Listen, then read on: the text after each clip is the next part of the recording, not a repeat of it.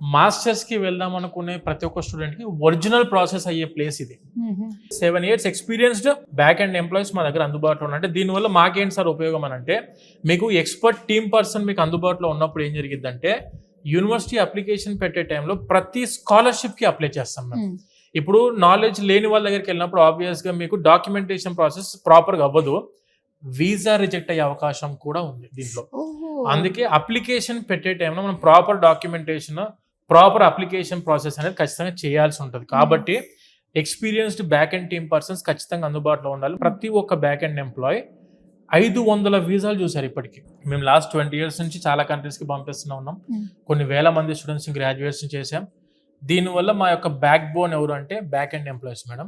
వీళ్ళందరూ కూడా application process దగ్గర నుంచి వీసా ప్రాసెసింగ్ చేసి మొత్తం వీసా 100% సక్సెస్ అయ్యేంత వరకు మాకు separate back and team persons ఉన్నారు. డెడికేటెడ్గా ప్రతి ఒక్కరికి కూడాను ఒక పర్సన్ అలాట్ చేస్తాం స్టూడెంట్కి.